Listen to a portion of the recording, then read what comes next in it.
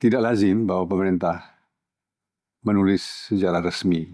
Itu pada umumnya terjadi di kalangan negara-negara yang sistem politiknya sangat restriktif. Ya.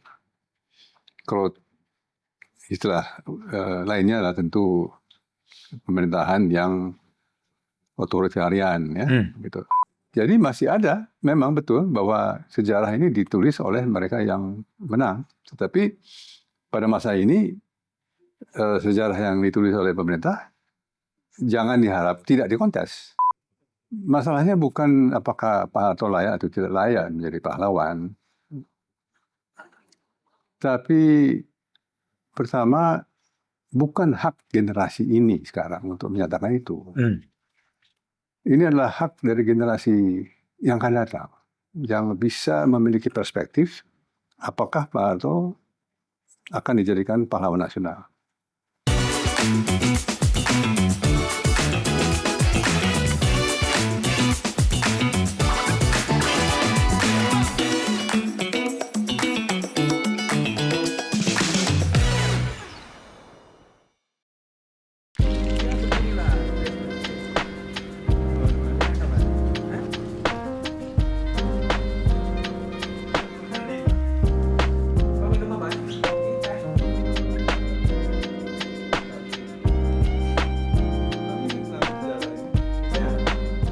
Oke, jumpa lagi di Ruang Tamu Back to BDM untuk kembali membincangkan isu-isu Republik di ruang-ruang publik dan syukur-syukur menghadirkan polemik.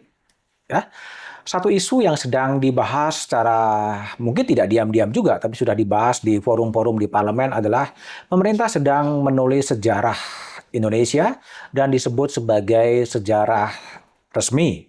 Nah, kalau ada penekanan pada sejarah resmi, tentunya yang lain-lain, cerita-cerita yang lain, sejarah yang ditulis oleh pihak yang kalah bisa menjadi tidak resmi. Karena itulah ada kontestasi, ada devil advocate terhadap tim penyusun dari sejarah dari pemerintah. Hari ini Ruang Tamu Back to BDM telah mengundang Bung Marzuki Darusman ya sebagai koordinator Aliansi Keterbukaan Sejarah Indonesia. Bung Marzuki adalah politisi Golkar pada masa Orde Baru dan sekarang disebut sebagai aktivis Golkar ya. Sebagai aktivis Golkar pernah menjabat sebagai Jaksa Agung di era Gus Dur dan juga di Sekretaris Kabinet. Bung Marzuki, selamat datang. Gimana kabar, sehat? Terima kasih, Bung Budiman. Tumben di Indonesia. Iya, ini terakhir ini saya lebih banyak di dalam negeri. Di dalam negeri. Kenapa saya tanya berada di Indonesia? Karena Bung Marzuki ini lebih banyak berada di luar negeri sebagai UN Special Envoy untuk Myanmar, untuk Korea Utara, sehingga banyak sekali berada di luar negeri dan kembali ke Jakarta biasanya untuk cukur rambut. Oke, Bung Marzuki, saya mau tanya terlebih dahulu. Koordinator atau Ketua Aliansi Keterbukaan Sejarah Indonesia. Kenapa ada forum itu sebetulnya? Versi pendeknya ya. Karena refleks. Mendengar, diberitahu dan membaca juga. Pemerintah berniat menulis ulang sejarah Indonesia. Nah, ternyata refleksi ini juga termanifestasi secara luas di kalangan sejarawan, kalangan aktivis juga, di kalangan cendekiawan. Dan karena itu nampaknya menyentuh satu ini ya, suasana kebatinan yang serupa mengenai bagaimana menyikapi prakarsa ini. Saya katakan prakarsa oleh karena beda dengan masa-masa yang lalu, prakarsa ini diumumkan secara terbuka ke publik. Dan karena itu dia menjadi bagian dari penyelenggaraan kekuasaan pemerintahan. Nah, beda dengan masa-masa sebelumnya. Kalau ditanya kenapa baru sekarang bereaksi. Jadi itu versi pendek lah. Apa kemudian keberatan gitu dari Aliansi Keterbukaan Sejarah Indonesia terhadap prakarsa yang dilakukan oleh pemerintah untuk menulis sejarah Indonesia? Ada dua. Satu adalah kesannya begitu singkat waktu, Hmm? konon diberitakan lagi ya. Ini semua hal-hal yang perlu mendapat klarifikasi ya. Tapi eh, Agustus ditargetkan untuk diumumkan untuk menyertai perayaan 17 Agustus. Eh, Kira-kira begitulah. Dan yang kedua adalah bahwa sejarah ini dinyatakan tertuju untuk penulisan satu sejarah resmi, Sejarah resmi, ya, official history, official history. ya, atau commission history, ya. Dan karena itu menimbulkan masalah, ya, karena tidak lazim bahwa pemerintah menulis sejarah resmi. Itu pada umumnya terjadi di kalangan negara-negara yang sistem politiknya sangat restriktif, ya. Kalau istilah lainnya adalah tentu pemerintahan yang otoritarian, ya, gitu. Nah, jadi ini saja satu pengungkapan yang spontan dan wajar, ya, merespons prakarsa pemerintah. Jadi ini bukan reaksi yang bersifat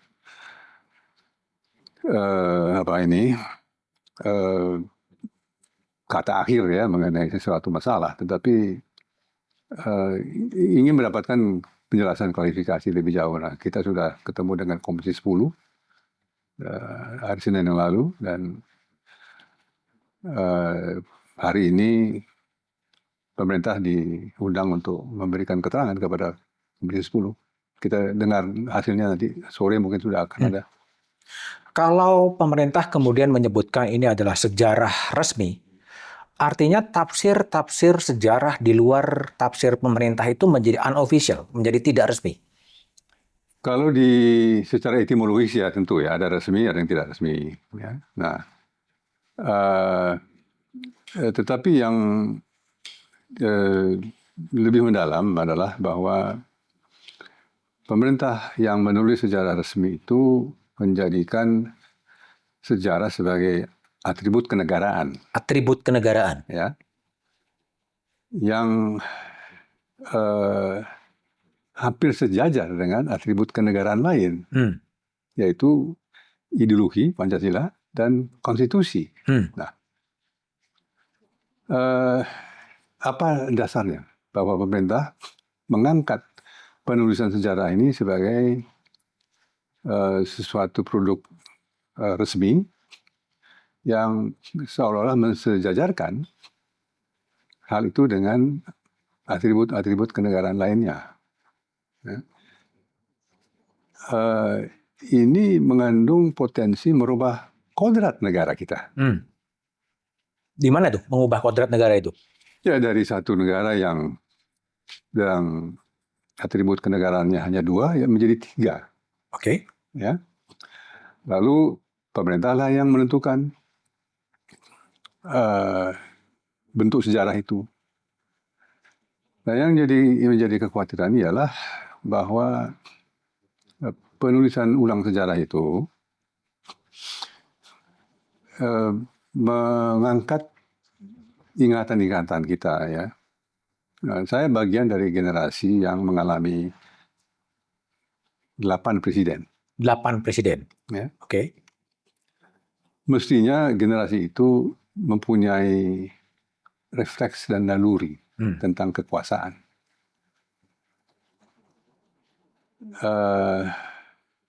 Pada waktu Pak Harto menjadi presiden tahun 68, tidak lama kemudian, 1 tahun setelah itu, ditunjuklah Jenderal Nugroho Noto Susanto sebagai sejarawan resmi untuk merumuskan sejarah Indonesia.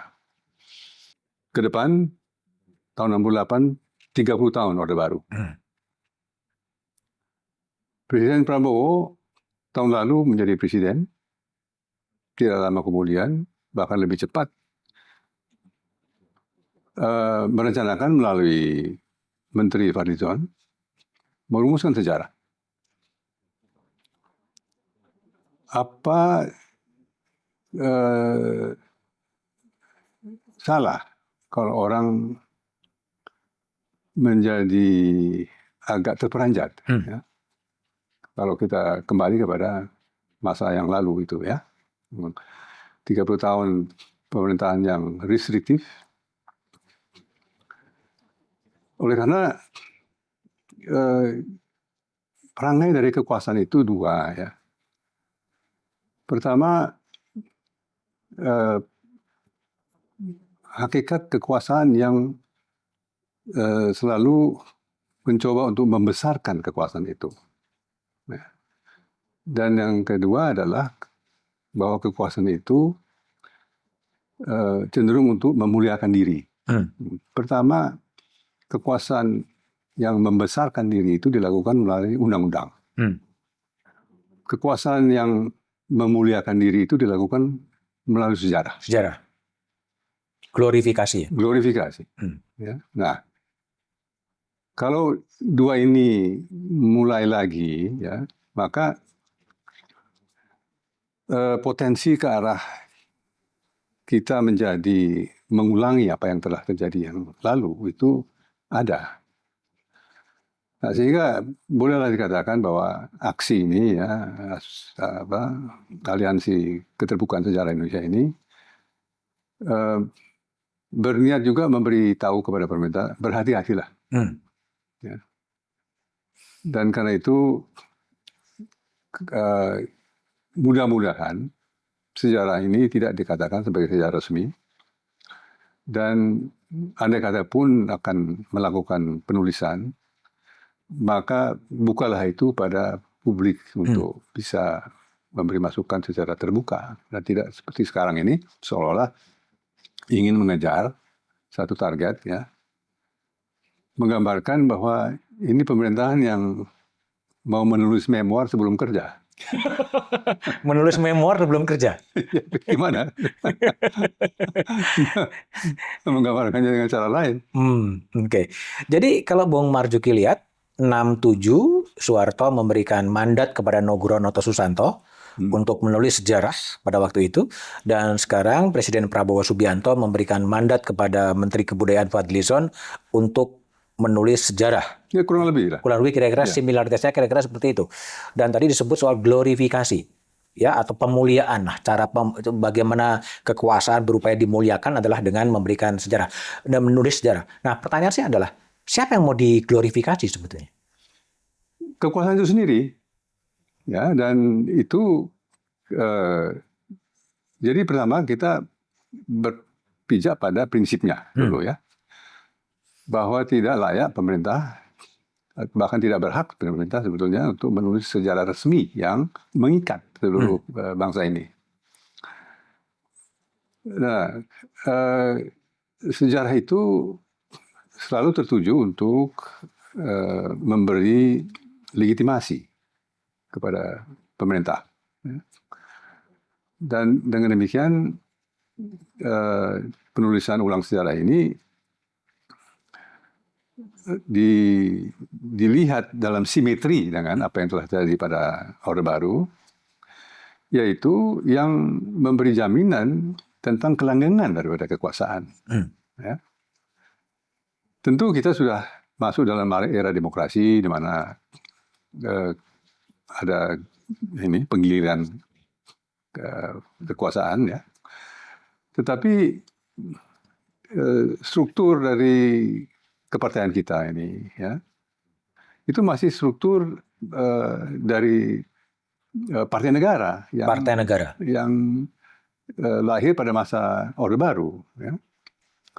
Suatu struktur yang secara efektif melakukan depolitisasi dari kehidupan politik kita ini, ya.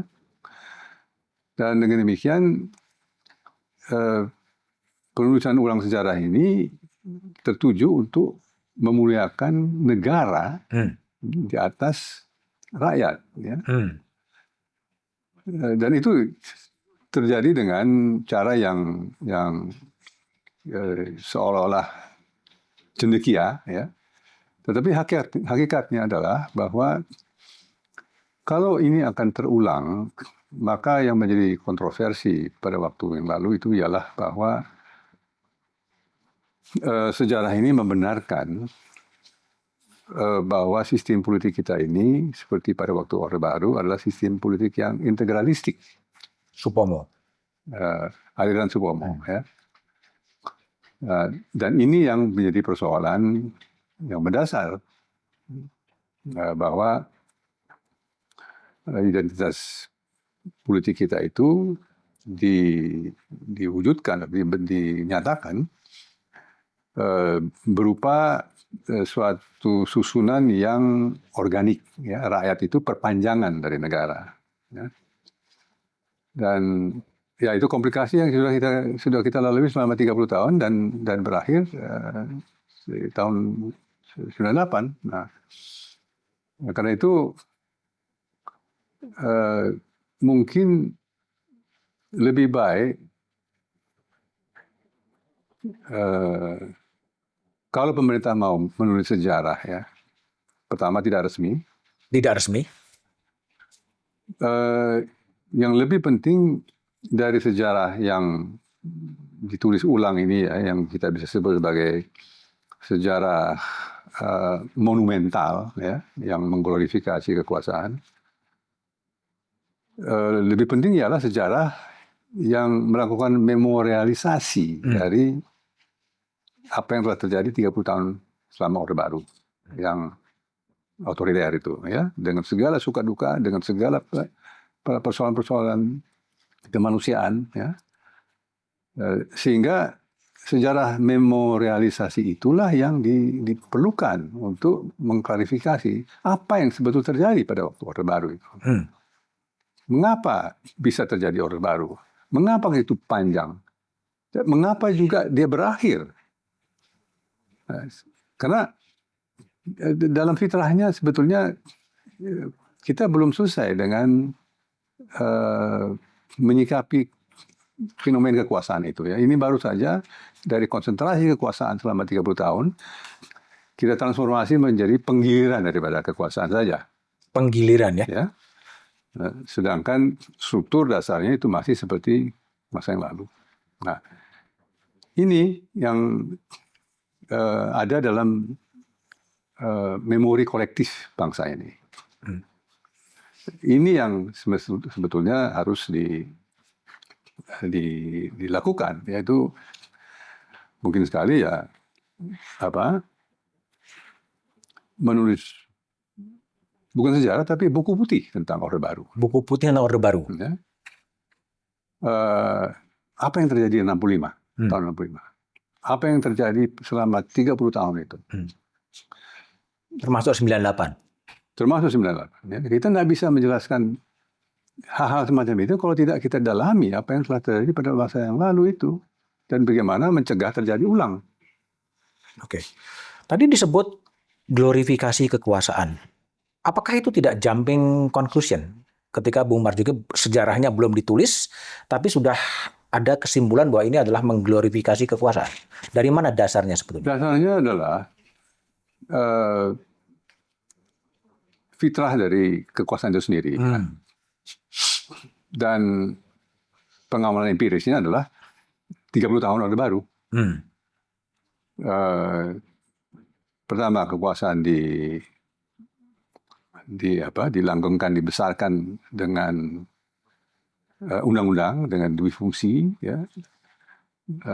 Kemudian glorifikasi dilakukan dengan sejarah yang membenarkan kekuasaan berlanjut selama 30 tahun. Nah, jadi ada dasar empiris untuk mengatakan bahwa ini satu prakarsa yang sejajar dengan apa yang telah terjadi pada masa yang lalu itu. Nah, malah reaksilah dari publik itu.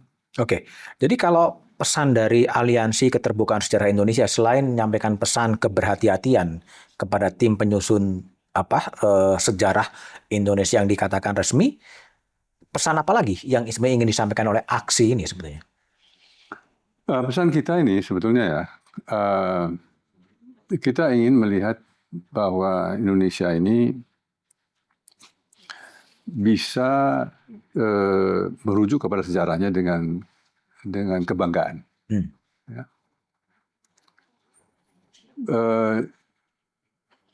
Bagi kita agak sulit untuk merujuk kepada sejarah sebagai sumber ilham, karena ada sisi-sisi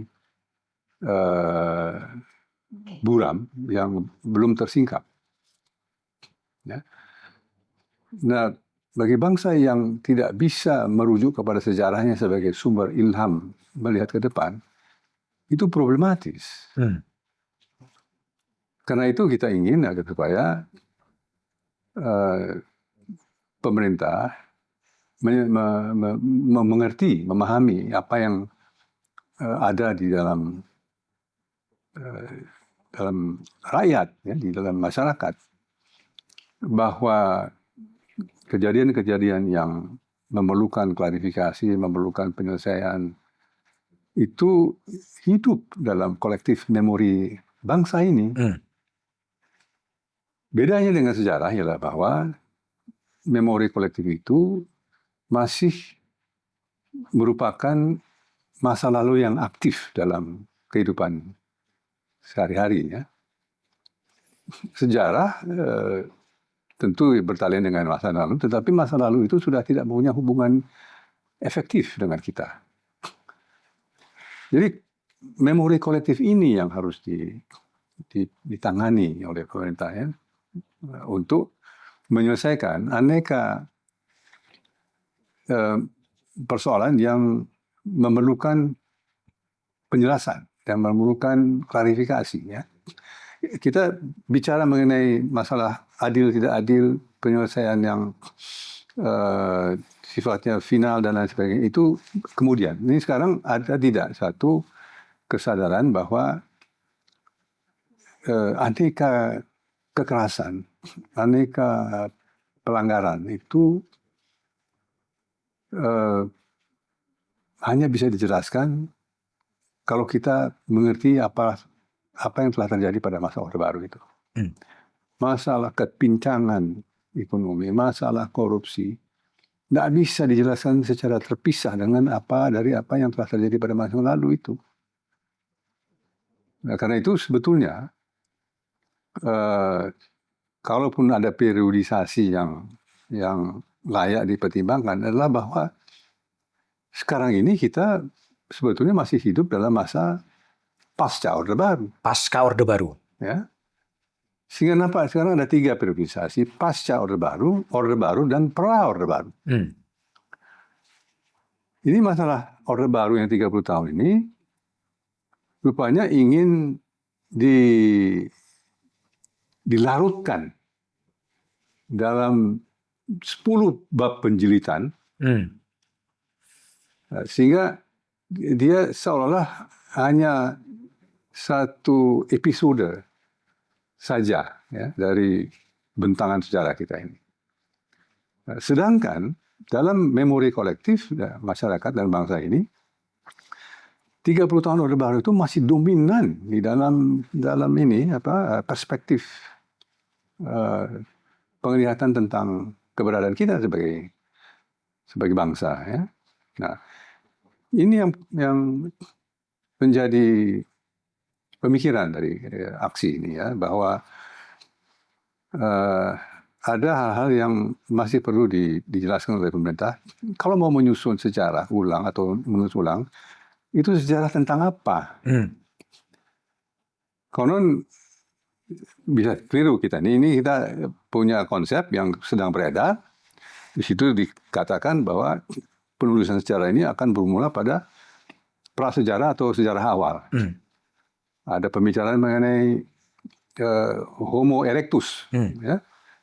Apa benar bangsa Indonesia ini keturunan dari Homo javanicus atau Homo erectus itu?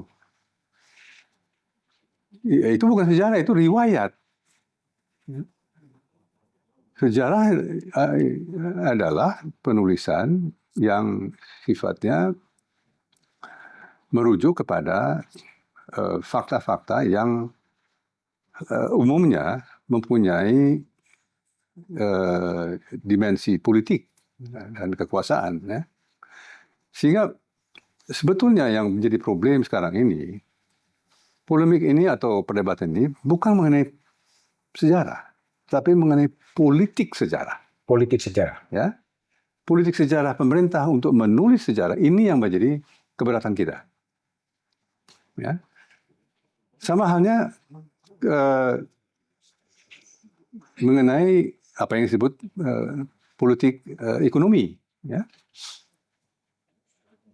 tidak boleh ada politik ekonomi yang monopolistik.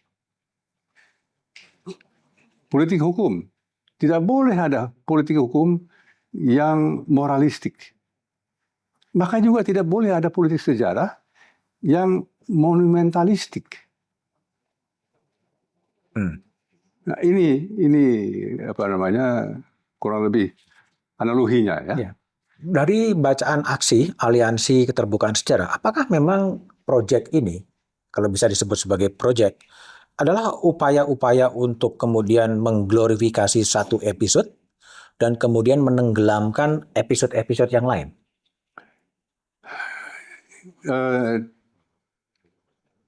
Memang ini kembali lagi, ya, persoalan otentiknya, ya, bagaimana pemerintah sebetulnya niat ini baru akan diketahui setelah ada penjelasan pemerintah, ya. Tapi merujuk kepada buku yang sekarang beredar, ya, saya tidak mau katakan bahwa ini hampir sama dengan rancangan undang-undang TNI yang lama, ya, yang baru itu, ya. Itu juga konsepnya bermacam-macam. Bermacam-macam. Ya. Nah, tapi dalam uraian di dalam itu, buku itu dinyatakan, ya, bahwa tujuan dari penulisan ini adalah untuk meresmikan satu official history, ya. Nah, konon para sejarawan yang tergabung di dalam aksi mengatakan ada senjang-senjang di dalam periodisasi, ya, yang menggambarkan penekanan kepada pentingnya satu bagian dari sejarah terhadap yang lain. Misalnya mengenai peranan perempuan. Kita nggak bisa menjelaskan bagaimana, kenapa perempuan mengalami penjatahan politik dalam bentuk kuota untuk diajukan ke parlemen, ya. Kalau kita tidak mengerti bagaimana perempuan diperlakukan pada masa Orde Baru, ya. Saya ambil satu anekdot, ya. Pada masa itu, seringkali kita saksikan di televisi, para wanita dan perempuan dikumpulkan, ada petugas keluarga berencana, lalu secara berkelakar menanyakan kepada khalayak yang puluhan di ruang itu, siapa yang pakai IUD? Maka yang itu angkat tangan tuh, Mas, perempuan. Ada beberapa, banyak. Siapa yang memakai kondom? Ada lagi yang. Siapa yang memakai pil? Ada yang angkat tangan. Itu perlakuan terhadap perempuan yang tidak manusiawi, tidak bermartabat. Ya. Jadi itu ada korelasi itu. Itu hilang. Tidak ada peranan perempuan. Masalah Konferensi Asia Afrika misalnya, itu karya bangsa yang luar biasa, dan itu yang menempatkan Indonesia di garis depan dalam perjuangan internasional. Jadi ada satu kesan bahwa ini sejarah yang selektif. Ya, kita tidak tahu hasil akhirnya bagaimana. Tapi mudah-mudahan tidak perlu ada hasil akhir itu yang menimbulkan kontroversi baru. Karena tidak layak bahwa pemerintah menulis sejarah resmi, lalu itu dikontes oleh masyarakat, oleh rakyat. Buat martabat pemerintah itu juga tidak baik. Itu yang jadi kekhawatiran kita. Lalu bagi aksi, selain tadi menyampaikan pesan-pesan agar tidak ada kontes setelah official history itu kemudian muncul, apakah kemudian tadi kan disebutkan juga bahwa perlu ada keterlibatan publik, Ya, ya, keterbukaan publik, draftnya kemudian dibuka secara transparan dan kemudian publik memberikan masukan gitu, atau memang juga mengundang semua sejarawan untuk terlibat atau gimana sebenarnya agar ini betul-betul katakanlah menjadi sejarah Indonesia lah, apakah itu official atau unofficial gitu sebenarnya. ada satu model yang dulu dilakukan oleh Pak Sujatmoko, ya, yaitu penulisan sejarah nasional. Ya, dikumpulkanlah sejarawan-sejarawan dan disepakatilah bagaimana melakukan periodisasi dari sejarah Indonesia dan sebagainya itu ya. Saya tidak mendalami itu, tetapi itu di kalangan sejarawan dianggap sebagai satu model yang terbaik. Ya. Jadi silakan sejarawan menulis sejarah seleluasanya. Tugas pemerintah adalah menitip dalam tanda kutip, ya, memberi pandangan bahwa hendaklah sejarah itu juga mengandung nilai-nilai yang bisa menjadi dorongan kebanggaan bagi generasi muda. Ya. Berbagai pikiran pemerintah itu bisa dikemukakan kepada para sejarawan. Tetapi bahwa pemerintah mengambil alih secara keseluruhan, lalu menghimpun 100 sejarah, kalaupun lebih daripada 100, itu tidak merubah hakikat bahwa itu adalah sejarah yang dipesan oleh pemerintah. Nah ini masalah ini. Dan ini sejarah pesanan ya? Sejarah pesanan, sejarah buatan. Sejarah buatan oleh pemerintah. Ya. Tapi bukankah kemudian sebuah sejarah itu akan ditentukan oleh siapa yang menang sebetulnya? Kalau tidak di-challenge. Ya, nah, di masa yang lalu di mana seorang pemenang atau seorang yang memenangi satu pertarungan bisa menulis sejarahnya, oleh karena tidak ada format demokrasi. Dalam demokrasi itu tidak bisa begitu. Jadi ini bukan soal hak atau tidak hak pemerintah. Ini layak atau tidak layak. Nah, dan atas dasar sejarah kita sendiri yang mengalami proses penguasaan politik dengan pembenaran oleh sejarah. Ya. Ada bagian dari arsip-arsip sejarah yang boleh diketahui oleh umum. Ada bagian-bagian arsip sejarah yang dikunci sampai sekarang di beberapa universitas yang tidak bisa dimasuki kecuali untuk riset pribadi. Jadi masih ada, memang betul bahwa sejarah ini ditulis oleh mereka yang menang. Tetapi pada masa ini sejarah yang ditulis oleh pemerintah jangan diharap tidak dikontes. Ya. Pasti akan dikontes. Pasti dikontes. Dan karena semuanya juga sebagian saksi-saksinya masih hidup ya. Sebagian besar sebagian masih ada ya. Kembali ke generasi sekitar tahun 60-an ya masih ada. Artinya yang potensial bakar dikontes adalah misalnya soal sejarah 65. Itu kan berpeluang akan dikontes. Kemudian sejarah 1998. Ya. Itu kan berpeluang bakal dikontes juga. Apalagi yang mungkin akan menimbulkan kontroversi kalau proyek ini kemudian diteruskan sebetulnya? Ya, pertanyaannya adalah bahwa ada kemajuan dalam proses pengakuan pemerintah negara terhadap pelanggaran-pelanggaran hak asasi ya yang lalu. Pada akhir masa jabatannya Pak Jokowi ada 12 kasus yang diselidiki oleh Komnas HAM yang diserahkan kepada negara, pemerintah, dan sepenuhnya diakui oleh Presiden sebagai pelanggaran hak asasi manusia yang berat. Dan diniati waktu itu untuk menyelesaikannya. Nah, ini lagi dalam penulisan sejarah ini rupanya hanya Talang Sari dan 65 barangkali yang akan dibicarakan ya. Selebihnya itu tidak. Peristiwa Mei, pemerkosaan massal, Aceh, Papua, ya. 12 itu diketahui oleh publik. Kalau ini tidak diselesaikan, lalu hanya disejarahkan, ya, dilarutkan di dalam sejarah, maka ada problem di situ. Bahwa sejarah ini ditulis tanpa mengindahkan masalah-masalah yang ada, yang hidup dalam kolektif memori masyarakat, bangsa. Yaitu pelanggaran-pelanggaran yang harus diklarifikasi, diselesaikan, sebelum kita bisa beranjak ke depan. Oke.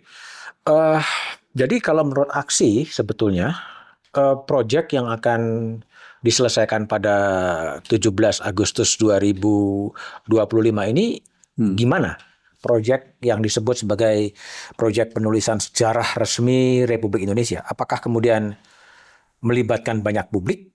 Apakah kemudian dihentikan dulu saja karena lebih banyak mudaratnya daripada manfaatnya, atau bagaimana sebenarnya? Pertama yang kita perlu dapat klarifikasi dari pemerintah, alasan mengapa harus ada penulisan ulang sejarah itu. Itu dulu. Sampai sekarang tidak ada penjelasan. Apakah karena sudah ada evaluasi bahwa sejarah yang lalu itu alasannya adalah ada temuan-temuan baru, ada masalah-masalah baru, ada masalah-masalah lama yang belum selesai kok. Ya. Jadi apa yang menjadi masalah yang sekarang ini? Kalau hanya temuan baru, ya umumkan saja. Apa yang menjadi temuan baru itu? Jangan dibuat itu sebagai alasan untuk menulis sejarah ulang. Ya. Jadi alasan apa yang mendorong pemerintah, terkecuali ada hal-hal yang baru, menurut klaim pemerintah, ya, yang mendorong pemerintah untuk memutuskan melakukan penulisan ulang. Ya. Yang kedua, kita tidak setuju, menolak, ya, bahkan bahwa ini disebut sebagai sejarah resmi. Ya. Dan yang ketiga tentu dari kalangan sejarawan sendiri yang dikumpulkan 100 atau 100 lebih itu, ya dikumpulkan itu secara internal oleh pemerintah, tidak secara terbuka kepada umum. Nah, karena itu masa kerja ini juga tidak layak, ya. Kalau mau selesai bulan Agustus, karena itu ada sesuatu yang dikejar di sini. Apa? Ya, jadi banyak yang masih gelap, ya. Nah, pertama jadi mengenai secara yang selektif, apa sebabnya harus ditulis ulang. Kedua, keresmiannya itu. Dan yang ketiga, masa kerjanya yang terkesan terburu-buru. Bung Marzuki, apakah kemudian penulisan sejarah oleh pemerintah ini ada korelasinya dengan usulan Presiden Soeharto sebagai pahlawan nasional yang diusulkan dan sekarang sudah disampaikan kepada Kementerian Sosial untuk disampaikan kepada Presiden? Ya, itu menarik ya. Begini, karena sejak beberapa bulan ini kan kita mengamati berbagai gejala, ya. Mulai dari Ketua MPR menyatakan bahwa nama Pak Harto diedit, ya, dikeluarkanlah dari staf MPR yang menyatakan kondisi korupsi pada waktu itu. Ya. Yang kedua adalah suara-suara terakhir untuk menjadikan Pak Harto sebagai pahlawan nasional. Nah, sekarang penulisan sejarah, diulang penulisan sejarah. Saya tidak bisa katakan bahwa itu berurut itu lalu ada logikanya di situ, ya. Tetapi ini gejala-gejala yang mungkin berdiri sendiri-sendiri, tapi yang mendorong masyarakat untuk mengambil kesimpulan. Nah, dalam politik persepsi itu penting sekali. Jadi kalau persepsinya ini ada hubungan satu sama lain, ya jadi menjadi masalah, gitu kan? Bahwa ada rekayasa masif ini untuk mengembalikan keadaan sebelumnya itu. Nah, pandangan saya mengenai itu ialah, ini mumpung kita bicara mengenai soal itu ya, masalahnya bukan apakah Pak Harto layak atau tidak layak menjadi pahlawan, tapi pertama bukan hak generasi ini sekarang untuk menyatakan itu. Ini adalah hak dari generasi yang akan datang, yang bisa memiliki perspektif apakah Pak Harto akan dijadikan pahlawan nasional. Jadi debatnya tidak layak atau tidak layak, tapi belum waktunya. Belum waktunya. Ya, untuk kita. Dan oleh karena kita adalah generasi yang menjadi subjek dari Orde Baru itu. Tidak layak itu kita lakukan itu ya, untuk merebut hak dari generasi yang akan datang. Hak sejarahnya untuk menilai dengan perspektifnya sendiri. Oke. Tadi disebut bahwa ada peristiwa politik di mana Ketua MPR kemudian merevisi TAP MPR nomor 11 tahun 1998 yang disebutkan pengusutan terhadap mantan Presiden Soeharto. Itu satu fakta. Fakta kedua adalah ada usulan bahwa Presiden Soeharto diusulkan sebagai pahlawan nasional, dan fakta ketiga adalah ada penulisan sejarah. Meskipun ini seakan-akan berdiri sendiri gitu, tetapi juga publik bisa mengambil kesimpulan nggak ada yang kebetulan dalam politik, bahwa semuanya bisa saja itu diorkestrasi untuk satu tujuan. Gimana, Bung Marjing lihat? Ya, ini kalau kita bayangkan saja ya, kalau memang itu terjadi ya. Pertama, ya apa yang dilakukan oleh Ketua MPR itu batal demi konstitusi lah. Ya. Batal demi konstitusi. Tidak mungkin itu dikeluarkan itu karena MPR sudah tidak lagi menangani masalah-masalah TAP MPR lagi. Itu sudah final itu. Ya. Bahwa itu dikutak-atik dan sendiri itu persoalan lain. Ya. Andai kata saja, dan informasi yang kita dapatkan sudah 5 tahun terakhir ini Pak Harto diajukan sebagai calon pahlawan nasional, dan 5 kali itu ditolak oleh panitia di Departemen Sosial. Ya. Oleh karena tercantumnya nama Pak Harto di dalam TAP MPR itu. Ya. Nah, kalau itu terjadi, jadi juga menjadi pahlawan nasional, ini menjadi kontroversi lagi. Apa layak seseorang seperti Pak Harto yang dinyatakan sebagai pahlawan nasional, lalu itu challenge oleh publik, ya. Jadi mungkin sekali bahwa itu dianggap sebagai organisasi yang sudah dirancang dengan cermat begitu ya. Mungkin sekali itu dipersepsi oleh publik, walaupun mungkin itu berdiri sendiri-sendiri. Oke. Dari sisi mekanisme ya, TAP MPR 11 1998 ya itu kan disahkan dengan sebuah suasana kebatinan penuh dengan aksi demonstrasi yang menuntut pengadilan terhadap mantan Presiden Soeharto gitu kan. Lalu kemudian Ketua MPR dan pimpinan MPR kemudian bersepakat, kemudian menggelar jumpa pers untuk menghilangkan nama mantan Presiden Soeharto dalam TAP MPR. Apakah itu logis sebetulnya? Sebuah TAP MPR yang disepakati oleh semua anggota MPR kemudian dikoreksi oleh pimpinan-pimpinan MPR demi dan atas nama rekonsiliasi. Ya, itu episode selama Saudara Bambang Susatyo menjadi Ketua MPR. Ya, sekarang sudah berubah menjadi MPR yang baru ini kan. Kita anggap ini tidak terjadi. Anggap nggak terjadi? Nggak ada. Jadi MPR sekarang ini baseline-nya adalah TAP MPR yang asli. Yang nomor 11? Yang nomor 11 itu. Nggak ada jalan lain. Apa yang terjadi pada waktu MPR itu hanya berlaku pada masa MPR-nya yang lalu itu. Selesai.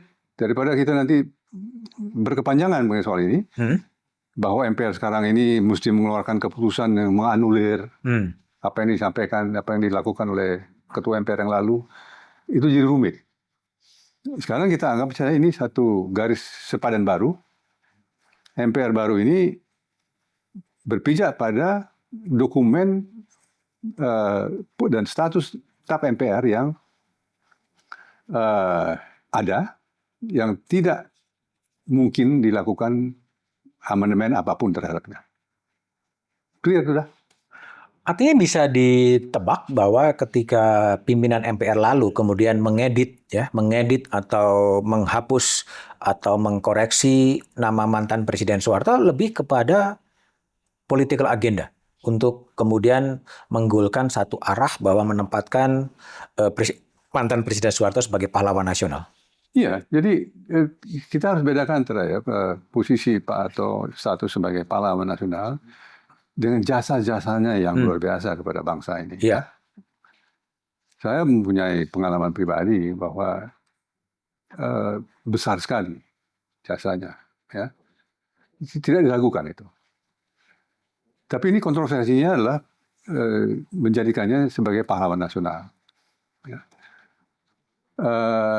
Nah ini tidak dipisahkan ya, oleh MPR yang lalu itu. Ya. Oleh karena memang tidak pernah ada satu audit terhadap Orde Baru. Tidak pernah ada akuntabilitas mengenai Orde Baru. Sehingga kita dapatkan Pak Harto dalam perspektif yang sebenarnya sebagai pemimpin yang telah berjasa menyelamatkan bangsa ini dari kemelut tahun 65 itu. Ya. Dan lalu meletakkan dasar-dasar pembangunan nasional sampai sekarang, ya. Dengan satu model yang begitu sederhana tetapi jitu, trilogi, ya. Kita boleh setuju atau tidak setuju ya, bahwa itu teknokratis, ya. Tapi nyatanya selama 30 tahun ada landasan yang bisa di atasnya dibangun selanjutnya ekonomi Indonesia. Nah, ini yang menjadi tantangan dari semua pemerintahan setelah Pak Harto sampai hari ini. Ya. Belum ditemukan caranya bagaimana membangun ekonomi baru di atas apa yang dasar-dasar sudah diletakkan oleh Pak Harto. Ya. Bayangkan kalau kita masih tahun 65 itu berhasillah komunisme mengambil alih. Dan ternyata setelah 30 tahun komunisme di mana-mana sekarang runtuh. Gagal. 30 tahun kita ketinggalan bus. Ya. Jadi benar bahwa apa yang telah terjadi pada saat 65 itu memulai sesuatu yang baru. Tetapi kita juga perlu tahu bagaimana itu terjadi. Apa yang telah terjadi? Korban apa yang telah diberikan untuk itu semua, ya.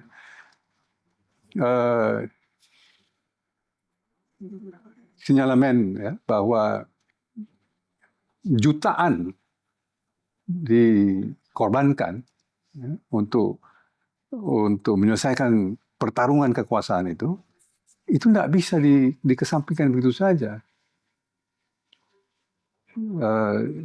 Sebab kita tidak tahu bahwa apakah itu yang melahirkan Orde Baru dan apakah itu mungkin diulang kalau tidak diketahui apa yang telah terjadi pada waktu itu dan pertanggungjawabannya yang perlu dilakukan. Ya. Simpel saja. Misalnya kita juga tidak tahu mengapa fenomen premanisme sekarang ini muncul. Kalau tidak kembali kepada Orde Baru juga. Yang memiliki juga ciri-ciri sama yang serupa itu. Namanya saja berubah. Saya tidak mau sebut pemuda apa waktu itu, sekarang pemuda apa sekarang. Oke. Artinya kalau dari conversation dengan Bung Marzuki, apakah kemudian sejarah ini sedang berputar kembali kepada model-model politik seperti yang terjadi pada era Orde Baru?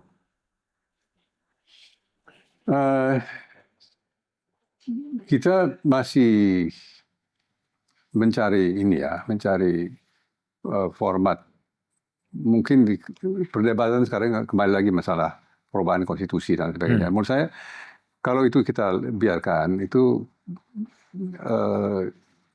akan ada regresi, akan ada kemunduran. Paling tidak akan ada suatu pelambatan ya dalam politik kita ini ya.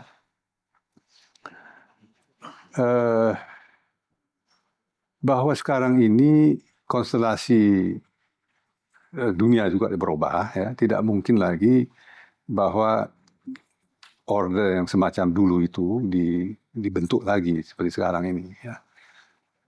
Tetapi mungkin tidak sama skalanya dengan Orde Baru itu. Tapi bahwa keadaan sekarang ini masih melanjutkan praktek-praktek yang lalu, ya, terutama dari segi pertanggungjawaban politik dan hukum. Ya. Kita tidak bisa menjelaskan misalnya mungkin secara sistem tidak begitu, bahwa dulu itu otoriter, sekarang ini variasinya adalah otokrasi. Ya. Jadi kita belum keluar dari alam Orde Baru. Orde Baru itu. Makanya disebut pasca Orde Baru. Makanya ini lebih mudah difahami sebagai suatu masa, walaupun sudah 30 tahun ya, setelah Orde Baru itu, suatu masa yang mengikuti masa Orde Baru itu. Ini juga bisa dijelaskan dengan dilibatkannya kembali militer dalam urusan-urusan sipil. Ya itu, jadi tadi ya mengenai fitrah dari kekuasaan ya, dia dua, satu kecenderungan untuk membesarkan diri, dan itu kelihatan dengan Undang-Undang TNI ini, dan kecenderungannya untuk glorifikasi dengan pengulangan tulis sejarah. Jadi itu dua sejoli ini. Satu sama lain. Mudah-mudahan tidak betul. Tetapi kalau sudah ada kondisi umum begitu, itu terkadang dia akan bergulir di luar kekuasaan untuk menahannya. Ya. Dan apalagi kalau situasi menjadi agak darurat.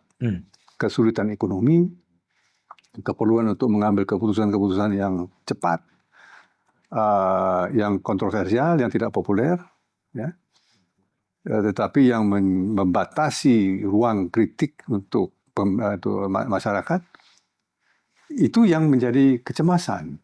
Ya. Kalau diambil dari beberapa gejala itu, ya, itu dibantah tentu. Dengan segala hormat, silakan itu dibantah dan didengar itu bantahan itu. Tapi manakala ada kondisi di mana kekuatan-kekuatan sosial itu sudah tidak bisa lagi diatasi, ya, maka itu juga sudah di luar kendali dari pemerintah. Nah ini yang sekarang kita amati, dirasakan lah ya, bahwa ada sesuatu yang tidak cocok ini. Ya. Perlu pendalaman ini dan ini kejelasan bagaimana itu sebetulnya arah dari proses politik kita ini. Kalau membaca statement dari Forum Purnawirawan TNI, yang salah satunya adalah kembali kepada Undang-Undang Dasar 45 yang asli. Bagaimana Bung Marzuki membaca aspirasi itu dikaitkan dengan situasinya cenderung kepada Orde Baru? Apakah memang arahnya nanti memang kembali kepada Undang-Undang Dasar 45 yang asli? Kita sudah secara definitif melakukan amandemen dan sekarang punya konstitusi yang baru. Sebetulnya sederhana, yang memicu ini semua adalah susunan dari kepresidenan ini, ya, dan wakil presiden, ya, yang mengundang kekhawatiran tentang keberlangsungan kepresidenan bila mana ada situasi darurat. Hmm. Ya. Maka diperlukan satu mekanisme seperti Undang-Undang Dasar 45 yang dulu untuk mengatasi keadaan. Ya. Jadi lebih terdorong oleh keprihatinan bahwa sistem konstitusi kita ini tidak memungkinkan untuk mengantisipasi situasi krisis kepresidenan dalam benak mereka atau para purnawirawan dan saya kira bukan hanya mereka ya, ada juga di kalangan sipil juga merasa itu bahwa sistem Undang-Undang Dasar 45 yang asli itu jauh lebih efisien, lebih efektif untuk menyelesaikan krisis politik itu oleh karena pemusatan kekuasaan di MPR itu, ya kan? Tapi ini diletakkan dalam konteks yang lebih luas sehingga ada oposisi ya antara pemerintah dengan yang tidak setuju. Tetapi kalau dikembalikan kepada reduksi kepada apa yang menjadi pemicu masalah ini, tidak lebih daripada itu. Ya. Kecemasan bahwa manakala ada krisis, kepemimpinan kepresidenan ini menjadi kecemasan, kekhawatiran ke depan. Ya, bahwa itu di luar kuasa kita, ya apa yang akan terjadi. Tetapi persoalan itu saya kira valid.